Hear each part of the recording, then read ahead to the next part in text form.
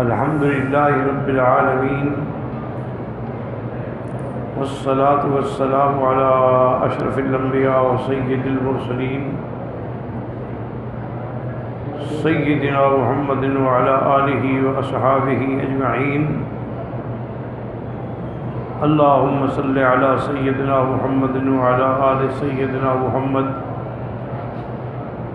کما صلیت علی ابراہیم وعلی آل ابراہیم فی العالمین انک حمید مجید۔ اللہ نے یہ بھی فرمایا ہے کہ جب آدمی شدید پریشانی میں ہو، اس کی پریشانی کو دور کرنے والا میرے سوا کون ہے؟ امن یجیب المضطر اذا دعاہ ویکشف السوء۔ تو اب دعا تو مقصد ہے کہ نص ہے، قطعی ہے، اسی کا حکم۔ ہاں جہاں تک رقیہ شرعیہ کا تعلق ہے کہ بھی آیت الکرسی پڑھ لیں، معوذتین پڑھ لیں، سورۃ فاتحہ پڑھ لیں، دم کر لیں، پانی پہ دم کر لیں، وہ تو ایک وہ بھی منصوص ہے کہ حضور نے فرمایا ہے۔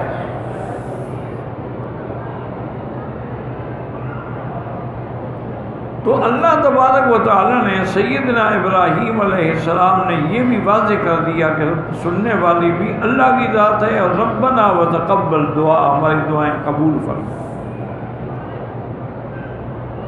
پھر انہوں نے اپنے لیے بھی دعا مانگی، اپنے والدین کے لیے بھی دعا مانگی، تمام عالم اسلام کے مومنین کے لیے بھی دعا مانگی، ربنا اغفر لی ولوالدی وللمؤمنین۔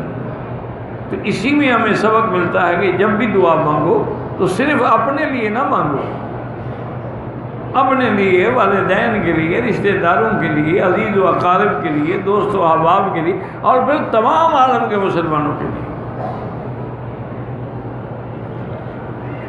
اس کو کہتے ہیں دعا بالغیب۔ اچھی طرح سمجھیں کہ میں تیری عدم موجودگی میں تیرے لیے دعا کروں، یہ دعا جلدی منظور ہوتی ہے کہ غرض کوئی نہیں، لالچ کوئی نہیں، تم سامنے تمہیں دکھا نہیں رہا۔ اور دوسرا اس میں ایک فلسفہ یہ ہے کہ میرے گناہ مجھ سے تعلق رکھتے ہیں، میرے گناہوں کا تیرے ساتھ تو کوئی تعلق نہیں،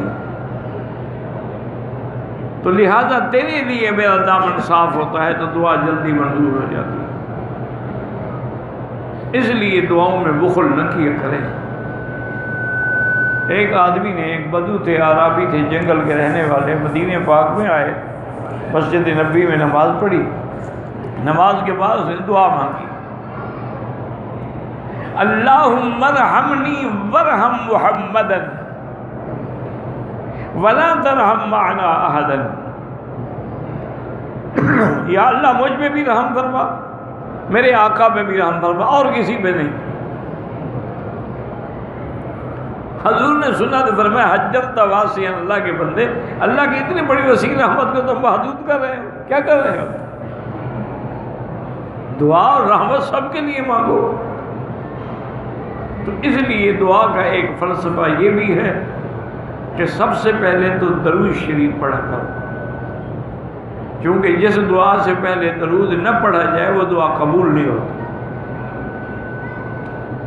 حضرت حسن بصری رحمۃ اللہ علیہ فرماتے ہیں کہ دعا کے اول میں بھی درود شریف پڑھو اور دعا کے آخر میں بھی درود شریف پڑھو، کیونکہ درود شریف تو ہر حال میں عرش پہ جائے گا نا، وہ تو اللہ کو قبول ہے۔ تو جب دعا کے لیے اللہ کا درود ساتھ ہوگا، جب درود منظور ہوگا، دعا بھی منظور ہو جائے گی۔ اگر تم نے درود شریف نہ پڑھا تو پتہ نہیں دعا جائے گی کہ نہیں جائے گی۔ اور درود پاک کے لیے بھی ایک مسئلہ یاد رکھیں کہ سب درود صحیح ہیں، لیکن افضل اعلیٰ درود وہ ہے جو خود حضور پاک نے پڑھا ہے اور آپ نماز میں پڑھتے ہیں، جس کو درود ابراہیمی کہتے ہیں۔ دیکھیں نا، بعد میں علماء نے درود لکھے، وہ حضور نے تو نہیں پڑھے نا۔ بڑے بڑے اولیاء اللہ نے درود لکھے، کتابیں لکھی ہیں درود شریف پر، بڑی ان کی محبت ہے، لیکن وہ حضور نے تو نہیں پڑھے نا۔ تو سب سے افضل، سب سے اعلیٰ، سب سے تاثیر اور برکت والی چیز جو ہے وہ درود شریف ہے اور درود ابراہیمی۔ تو نماز کے دعا کے لیے یہ ضروری ہے کہ ایک تو درود شریف پڑھیں، درود شریف پڑھنے کے بعد اللہ کی حمد و ثنا کریں، اور اس کا آسان حل یہ ہے کہ سورۃ فاتحہ پڑھ لیا کرو۔ یہ دعا بھی ہے، حمد بھی ہے، ثنا بھی ہے، توحید بھی ہے، ہر چیز کو شامل ہے۔ اس کے بعد پھر اللہ کے جو اسماء حسنی ہیں، اللہ کے نام مبارک ہیں، ان کو پکارا کرو کہ یا اللہ، یا رحمان، یا رحیم، یا حی یا قیوم، یا ذی الجلال، جو بھی نام آپ کو یاد ہے۔ اس کے بعد پھر اپنی دعا مانگیں، اپنی غرض اللہ کے آگے رکھیں کہ یا اللہ یہ میری مشکل حل فرما۔ اسی طرح پھر درود شریف پڑھیں۔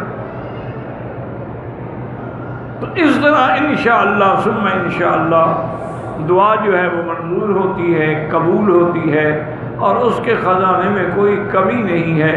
اگر ساری مخلوق بھی کھڑی ہو کے مانگے اور اللہ سب کی حاجتیں بھی پوری فرما دیں تو اس کے دریائے رحمت میں تو ایک سوئی کے برابر بھی کمی نہیں ہوگی۔ اس لیے آپ نے ہمیں دعا کا طریقہ بھی سکھا دیا کہ